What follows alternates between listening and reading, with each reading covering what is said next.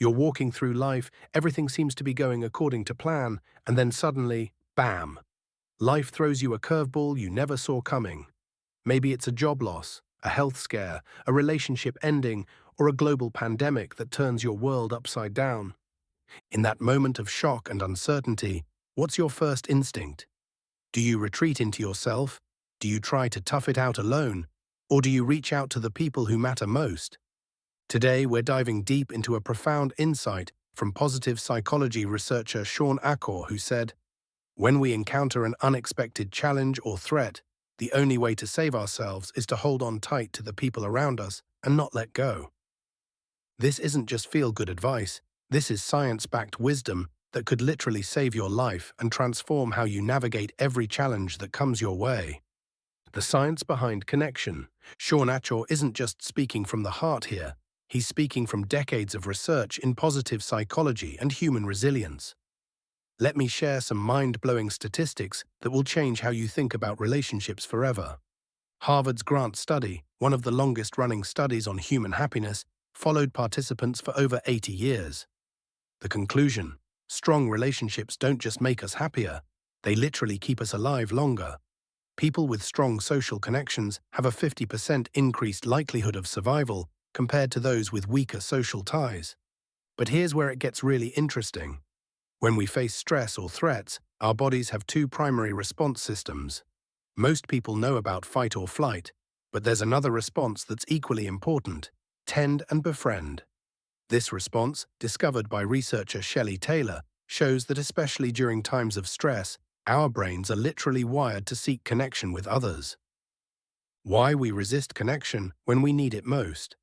Now here's the paradox that trips up so many of us. Precisely when we need people the most, we often push them away. Why does this happen? The shame spiral.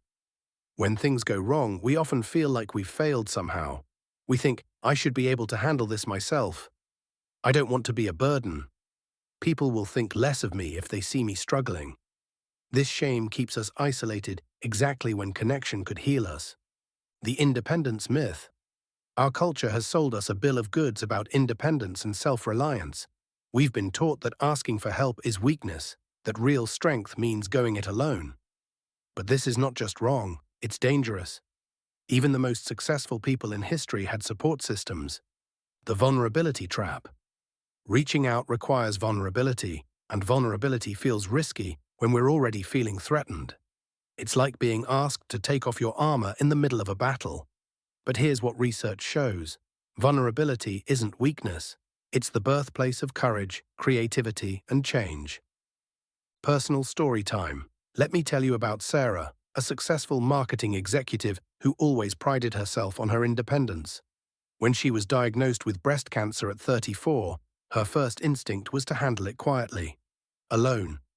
She told herself she didn't want to worry anyone, that she could manage the treatments while keeping up with work.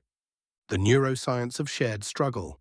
What happens in our brains when we share our struggles with others is nothing short of miraculous. When we express our fears, anxieties, or challenges to a trusted person, several powerful neurological processes occur simultaneously. Emotional regulation through co-regulation. Our nervous systems are designed to co-regulate with others.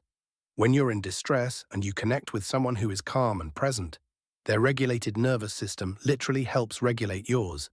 It's like emotional contagion, but in reverse. Instead of catching someone's anxiety, you catch their calm. The shared load phenomenon.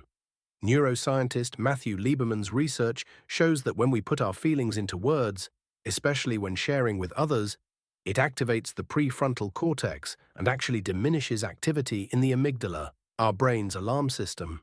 Literally talking about your problems with someone makes them feel less threatening to your brain. Mirror neurons and empathy.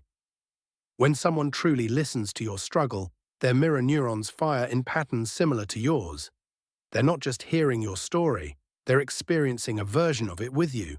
This creates a profound sense of being understood and not alone. The perspective gift.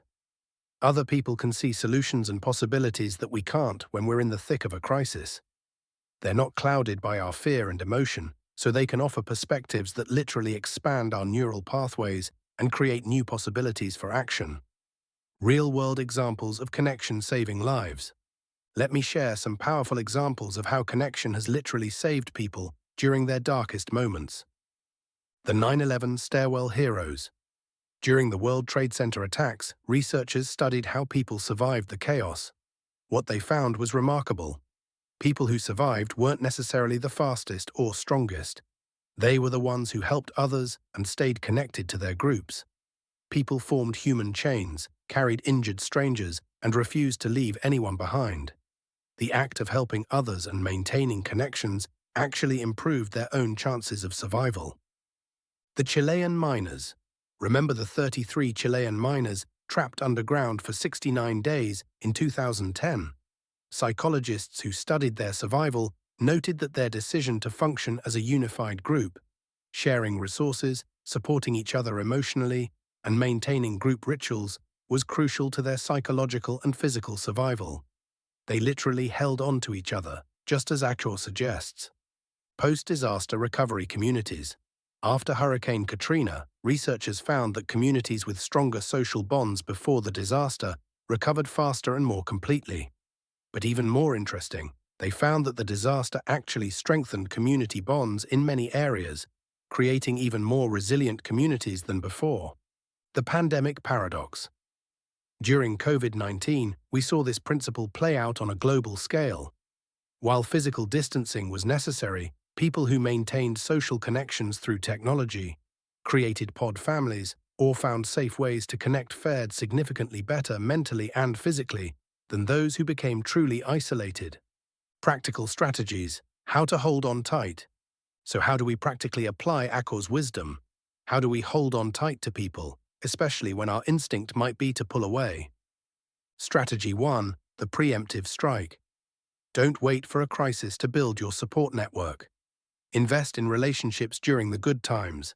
Research shows that people with strong relationships before a crisis are much more likely to reach out during tough times. Strategy 2. The vulnerability practice. Start small with vulnerability. Share something slightly uncomfortable with a trusted friend. Practice asking for help with small things. This builds your vulnerability muscle so you can access it when you really need it. Strategy 3. The two-way street.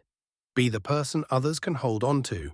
When you support others through their challenges, you strengthen the entire network. Plus, helping others actually boosts your own resilience and happiness.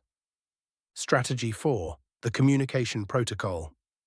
Develop a simple system with close friends or family. If I'm going through something tough, I give you permission to check in on me, even if I say I'm fine. Sometimes we need people to override our isolation instincts. Strategy 5. The professional support team. Don't just rely on friends and family. Therapists, coaches, mentors, and support groups are part of your connection network too. Professional support isn't a sign of weakness, it's a sign of wisdom. Strategy 6. The digital connection. Use technology intentionally. Video calls, voice messages, even thoughtful texts can maintain connection when physical presence isn't possible. The medium matters less than the intention to connect. The ripple effect of connection. When you choose connection over isolation during tough times, something beautiful happens. It doesn't just help you. It creates a ripple effect that strengthens entire communities. When you model vulnerability and connection, you give others permission to do the same. When you reach out for help, you remind others that it's okay to not be okay. When you hold on tight to the people around you, you become someone others can hold on to as well. I've seen this play out countless times. A person goes through a divorce, and instead of hiding in shame, they share their struggle with friends. This openness helps a friend feel comfortable sharing their own marital struggles. Soon a whole friend group is supporting each other through various life challenges, and everyone emerges stronger. Common objections and how to overcome them. But what if I'm rejected when I reach out? Rejection is possible, but isolation is guaranteed suffering. Most people want to help. They just don't know how. Be specific about what you need. I don't want to be a burden. You're not a burden. You're giving people an opportunity to matter. Most people feel good when they can help someone they care about. I should be able to handle this myself. Says who? Show me one successful person who achieved everything alone. Even Superman had the Justice League. What if people think less of me? People who think less of you for being human aren't your people. The right people will think more of you for your courage to be vulnerable. Shawn Achor's words aren't just beautiful, they're literally life-saving wisdom. When we encounter an unexpected challenge or threat, the only way to save ourselves is to hold on tight to the people around us and not let go.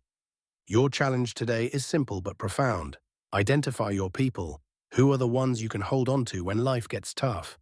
Reach out to them, not because you're in crisis, but because you want to strengthen those bonds before you need them. And if you're in the middle of a challenge right now, I want you to hear this. You don't have to face it alone. In fact, you weren't designed to face it alone. Reach out, hold on tight, let people help you.